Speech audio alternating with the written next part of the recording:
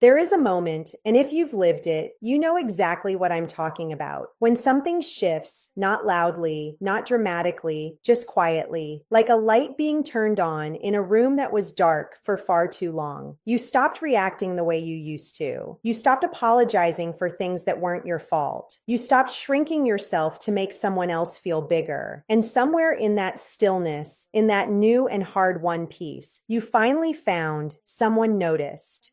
Someone who had built their entire relationship with you on the assumption that you would always be available to be moved, shaken, doubted, and dismantled. And when they saw that you were no longer that person, when they looked into your eyes and found something steady, something unreadable, something they could no longer control, something changed in them too, not for the better, for something far more dangerous. What I'm about to share with you is not theory. It is not generic advice pulled from a textbook. It is the psychological reality of what happens inside a narcissist when they realize, truly realize, that you are no longer theirs to manipulate. And more importantly, I'm going to tell you exactly what they do next, because there is one final move they make. One last dirty trick. And if you don't know it's coming, it will catch you completely off guard, even now, even after everything you've survived.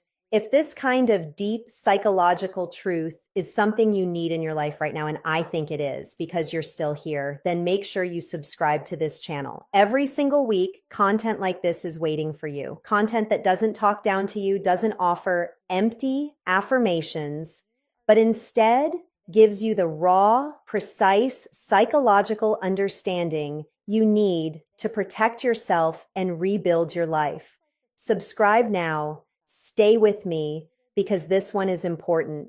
There comes a point in the life of anyone who has been entangled with a narcissist when something inside them simply exhausts itself, not in the way of giving up, in the way of waking up. You reach the floor of the pain. You sit there long enough that the floor starts to feel familiar. And slowly from that place of absolute depletion, something in you reorganizes. The part of you that spent years trying to be enough, trying to understand them, trying to fix what could never be fixed. That part gets tired in a way that becomes wisdom. You stop trying to decode their moods. You stop rehearsing arguments in your head at 3 o'clock in the morning. You stop waiting for the apology that was never going to come. And that stopping, that withdrawal of your desperate, aching energy is the most powerful thing you have ever done. Even if it didn't feel powerful at the time, even if it felt like numbness, even if it felt like loss. But here's what you didn't fully see in that moment. They felt it immediately. Narcissists are exquisitely attuned to one thing and one thing only, the emotional energy of the people around them. They may seem oblivious to your pain, indifferent to your needs, incapable of empathy in the normal human sense, but they are not oblivious to your attention. They are not indifferent to your focus. They are deeply sensitive, not emotionally, but strategically to the presence or absence of your engagement. And when your engagement begins to withdraw, when the desperate edge in your voice disappears, when you stop chasing, stop begging, stop explaining, they feel it like a shift in atmospheric pressure, like the air changing before a storm, and it unsettles them in ways they cannot fully articulate, even to themselves. Your strength did not go unnoticed. Your healing was not invisible. The moment you began to reclaim yourself, a clock started ticking in them. A quiet panic began to build beneath the surface of their carefully constructed composure.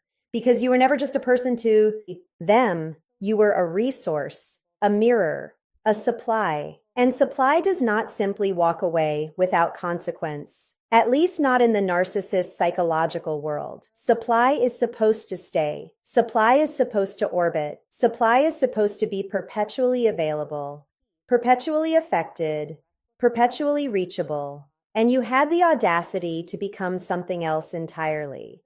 So they began to adjust. They began to recalibrate. They watched you from a new distance, trying to find the crack in the armor, the thread they could still pull. And when they couldn't find one easily, when the usual tools stopped working, when guilt tripping landed flat, when silent treatment no longer brought you crawling back, when provocations failed to provoke, something shifted in them too, something colder, something more deliberate, something that most people who study narcissism don't talk about nearly enough. This is when the final tactic begins.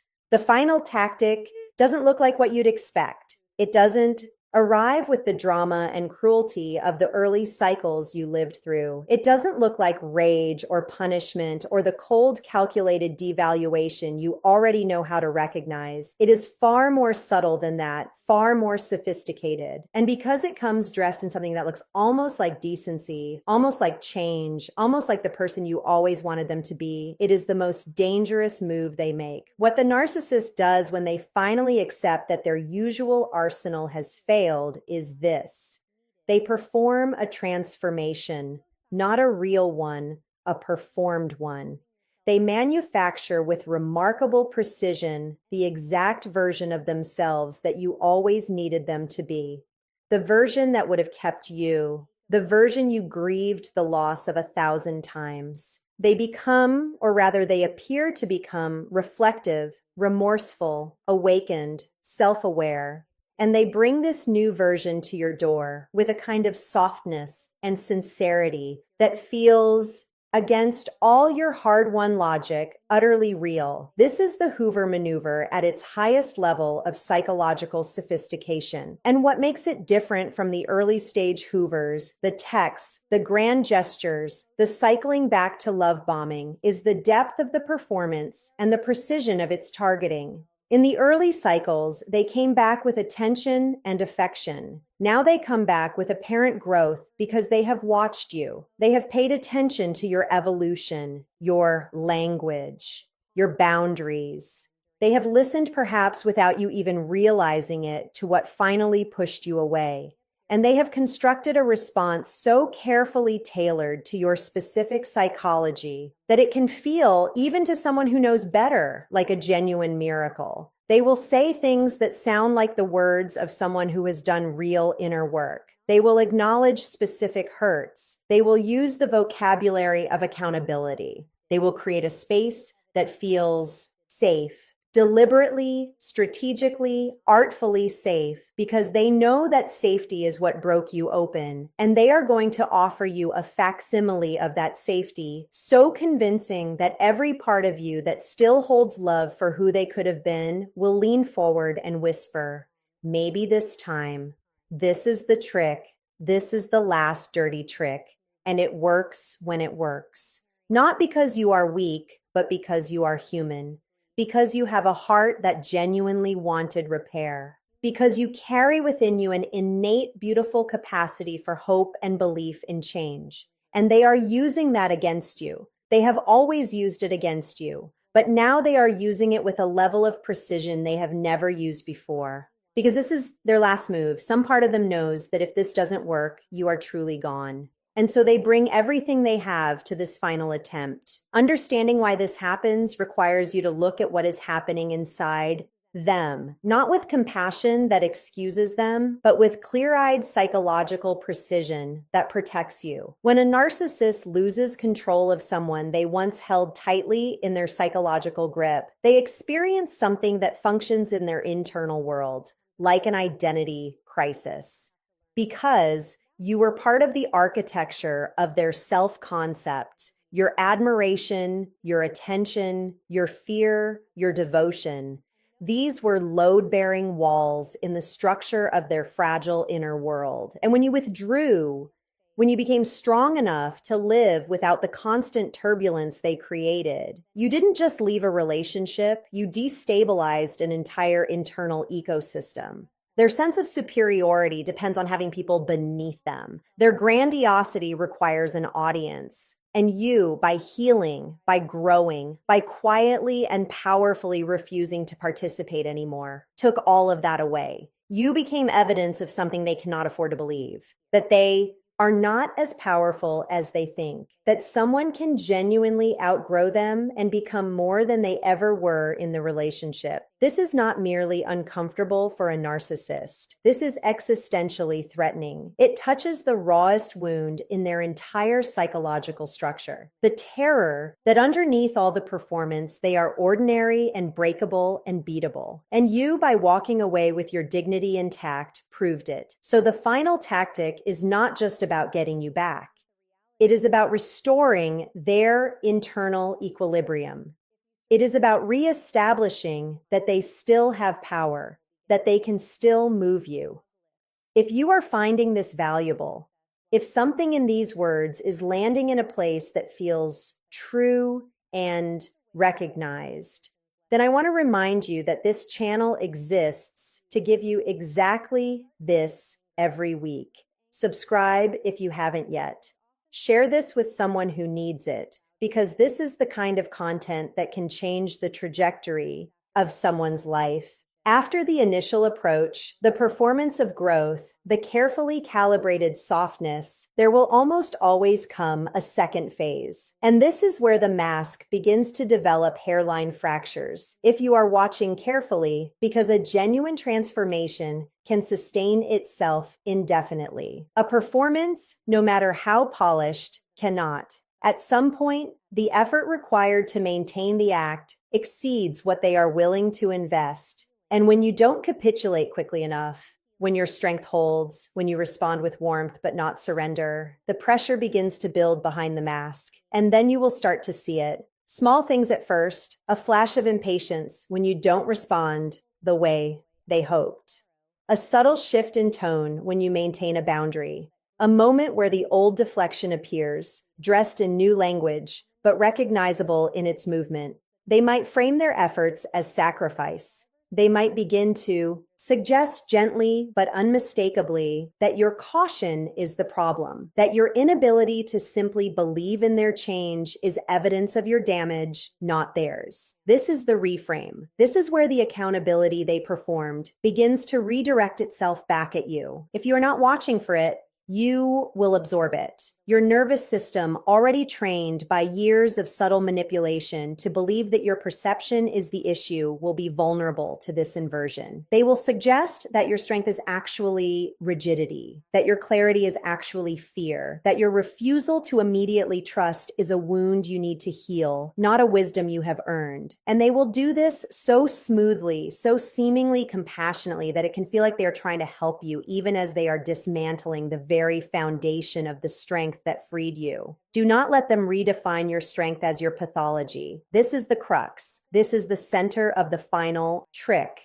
Because if they can convince you that your clarity is actually damage, if they can pathize your hard-won awareness, then they have achieved something extraordinary. They have used your healing against you. They have weaponized your growth, and you will find yourself doing the unthinkable, explaining your sanity to the person who tried to take it from you. There is another layer to this that operates almost entirely beneath conscious awareness, and it has to do with time, with history, with the chemistry of long-term emotional entanglement. The narcissist who has been with you for a significant amount of time knows you not with curiosity and genuine interest in your inner world, but they know your wounds. They know where you are tender. They know the specific architecture of your longing, the precise shape of the love you always wanted, the exact words that move you.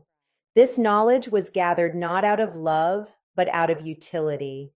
And now in this final move, it becomes their most powerful weapon. When they say the right thing at the right moment, in the right tone, when it lands exactly in the center of your most unhealed place, you have to understand that this is not intuition. This is not emotional attunement. This is strategic knowledge being deployed with precision. The intimacy you shared, the vulnerability you offered, all of that became information, and information in the hands of someone who has never learned to love without controlling becomes ammunition.